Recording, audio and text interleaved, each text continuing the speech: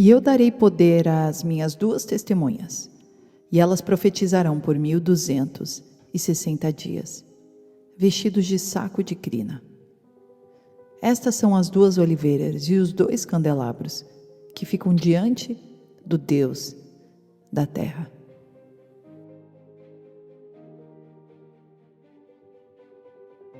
Olá, queridos viajantes da Palavra de Deus, sejam muito bem-vindos a este canal. Tudo bem com vocês?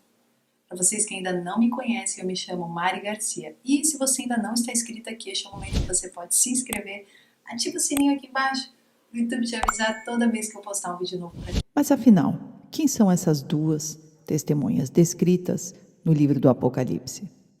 Quando lemos o Apocalipse 11, nos é informado que as 2 testemunhas recebem poder divino para profetizar por 1260 dias. Em seguida, as 2 testemunhas são identificadas como 2 oliveiras ou 2 castiçais, que estão diante do Deus da terra.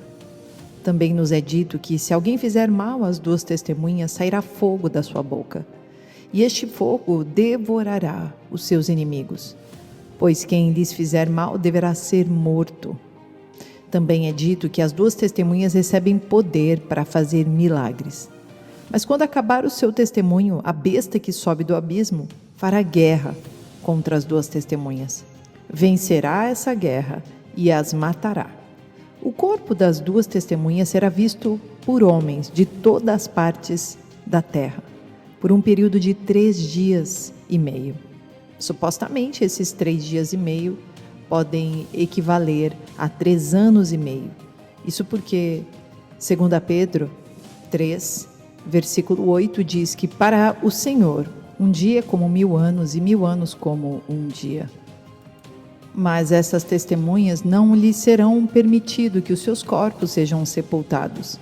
Então as pessoas celebrarão a morte delas. Serão presenteados uns aos outros, porque até então a profecia das 2 testemunhas havia atormentado os habitantes da terra. Mas depois desses 3 dias e meio, ou supostamente os 3 anos e meio da grande tribulação, Deus concederá espírito de vida novamente às 2 testemunhas. Elas se levantarão e os homens ficarão atemorizados. Então a terra ouvirá uma grande voz do céu, chamando as 2 testemunhas.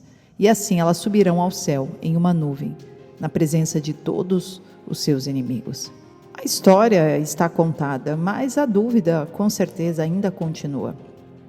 A seguir, vamos falar sobre 7 características que determinam quem são as 2 testemunhas. Mas antes, você nunca se perguntou por que 2 e não apenas uma?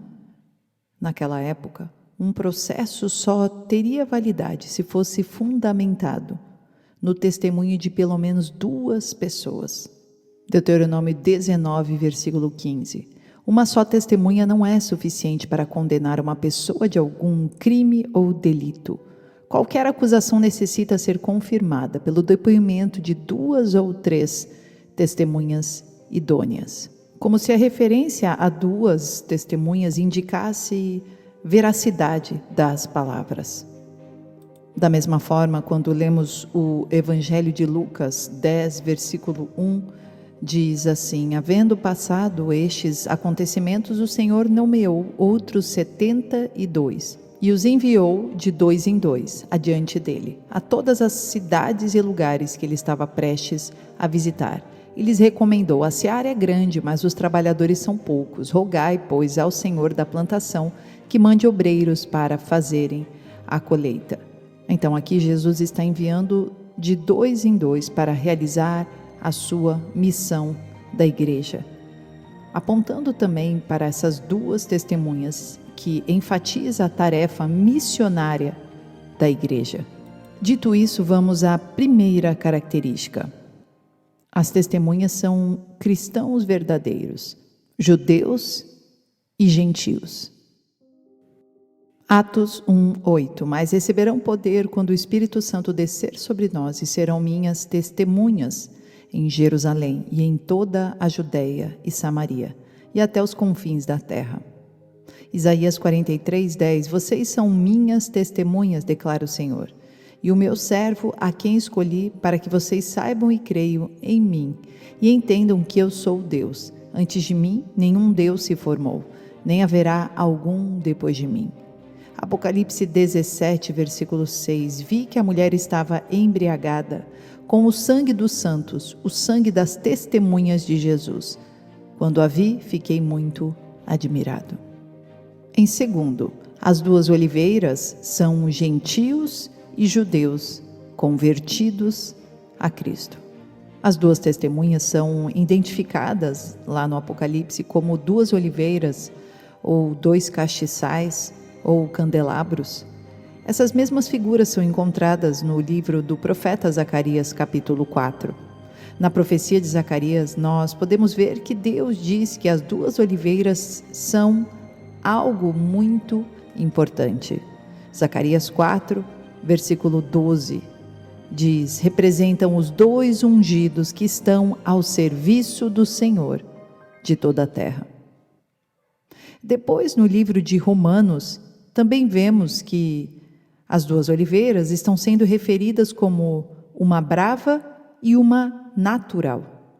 Também sobre isso temos uma explicação na própria Escritura, Romanos 9, 23. Quer dizer, se ele fez isso para tornar conhecidas as riquezas de sua glória, aos vasos de sua misericórdia, que preparou de antemão para a glória, ou seja, a nós, a quem também chamou, não apenas dentre os judeus, mas também dentre os gentios. Em Romanos 11, versículo 17, diz: se alguns ramos foram cortados e você, sendo oliveira brava, foi enxertado entre os outros, e agora participa da seiva que vem da raiz da oliveira cultivada, não se glorie contra esses ramos.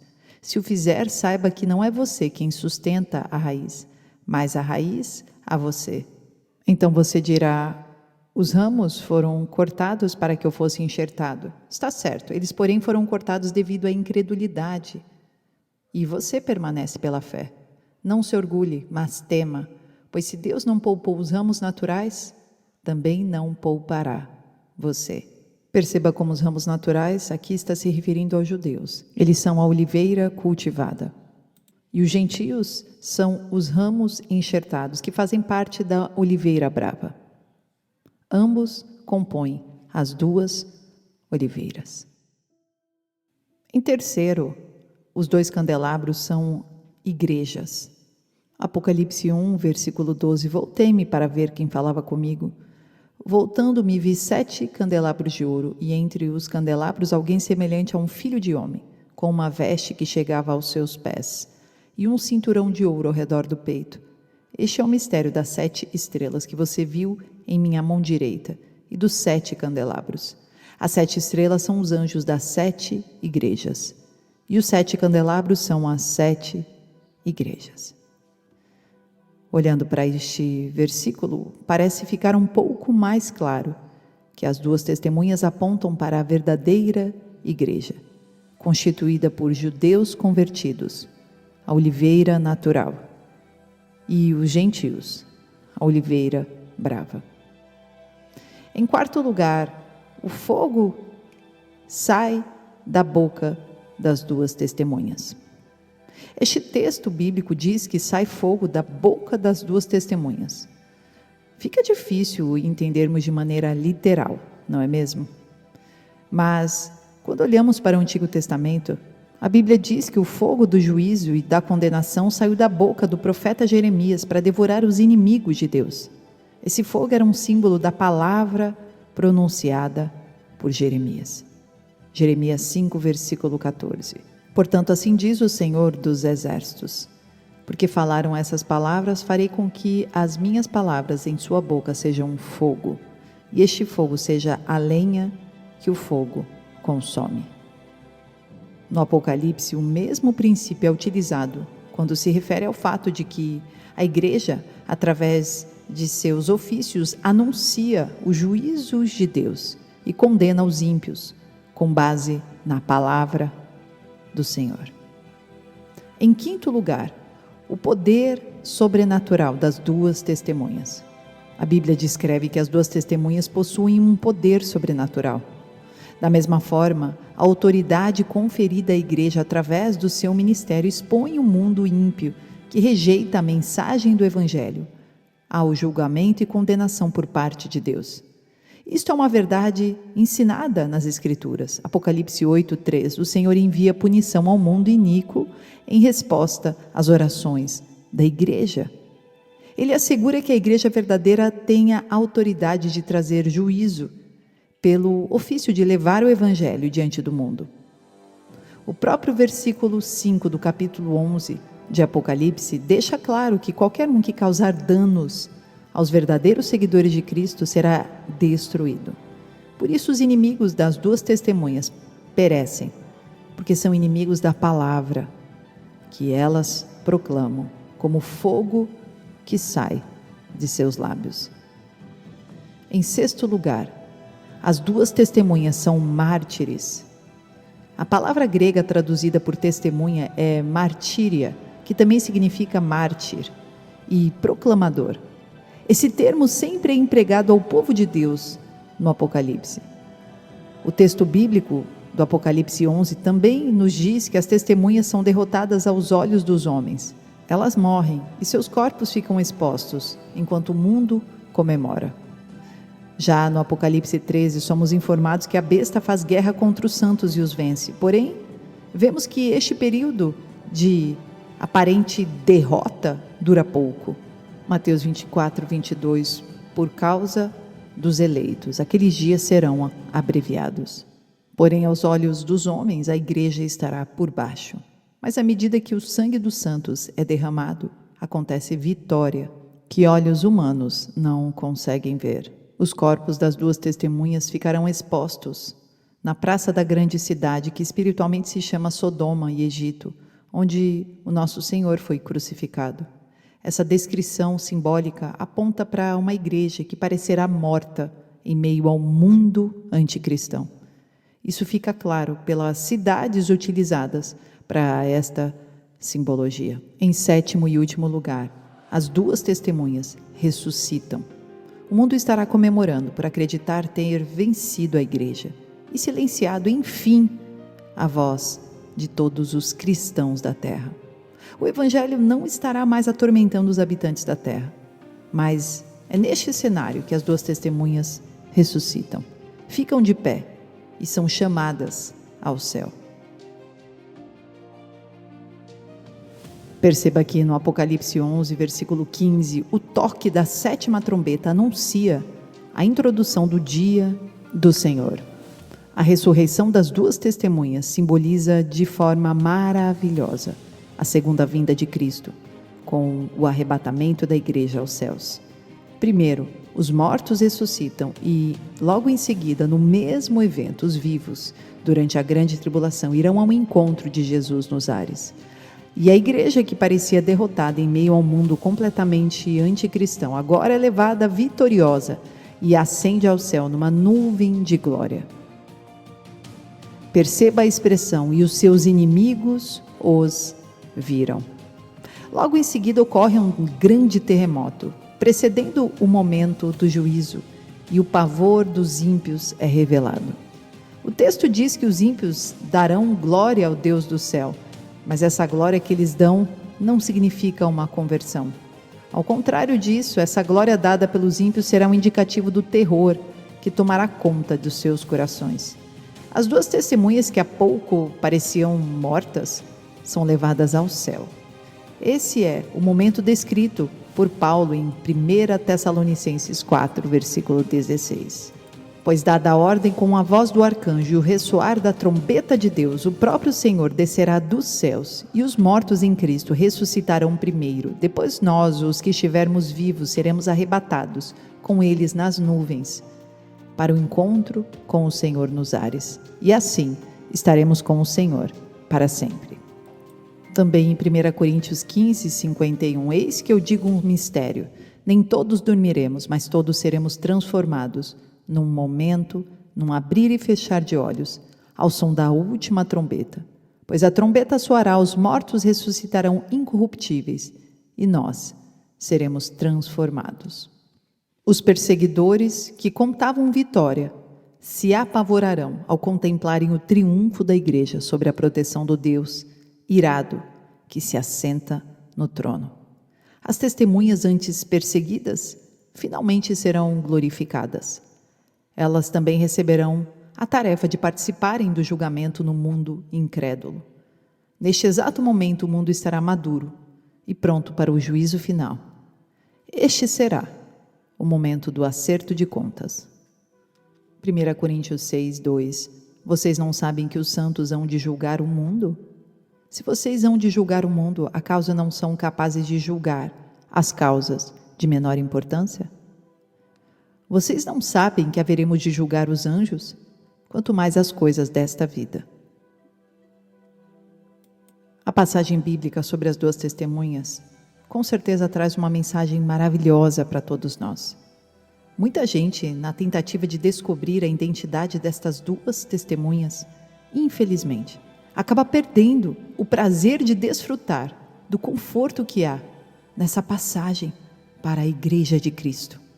Quando entendemos que os cristãos verdadeiros, o povo escolhido do Senhor, judeus e gentios, com a tarefa de proclamar o verdadeiro evangelho, é que são as duas testemunhas, naturalmente o propósito principal da passagem salta aos nossos olhos. Apocalipse mostra a igreja na figura das duas testemunhas que incomodam o mundo com o seu testemunho. Essa igreja pode ter sido perseguida e até morta pelo mundo ímpio, porém em Cristo ela é mais que vencedora. Inevitavelmente haverá o dia em que os fiéis ressuscitarão e reinarão eternamente com o nosso Deus. O mundo jamais poderá impedir o encontro entre a noiva e o noivo, entre as duas testemunhas e Yeshua HaMashiach, o Messias. Porém, algumas pessoas afirmam que as duas testemunhas são literalmente Moisés, Elias, Enoque, Antigo e Novo Testamento. Outras ainda que são o céu e a terra. Mas eu convido você a estudar por conta própria. A Bíblia evidencia que as duas testemunhas são a igreja, composta de oliveira cultivada, os judeus, e oliveira brava, os gentios. Mas após o seu testemunho, serão perseguidos e mortos. Mas esse não é o fim. No fim, Jesus voltará nos ares e ressuscitará todos aqueles que foram mártires por Cristo Jesus. Todos aqueles que deram a sua vida por Jesus. Para nós, a morte é lucro, porque sabemos que só aguardaremos um tempo para que o nosso Messias, Yeshua HaMashiach, volte para reinar no seu reino messiânico milenar. E nós seremos seus funcionários, com corpos glorificados. E estaremos, enfim, por toda a eternidade, ao lado do Pai e do Filho. Oremos. Senhor nosso Deus e nosso Pai, te entregamos esta mensagem nas tuas mãos. Clamamos para que ela alcance, Senhor, as pessoas que precisam ouvir esta mensagem. Precisam encher o seu coração de esperança e renovar a sua vida em Cristo. Nos dá coragem, nos dá força, renova em nós a sua força. Porque somos mais que vencedores em Cristo Jesus. Todo mal caia por terra, toda doença, toda depressão e ansiedade caia por terra. Mas que reine em nós o centro da tua vontade. É o que te pedimos e te glorificamos em nome de Jesus. Amém. Deus abençoe, queridos, e até o próximo vídeo.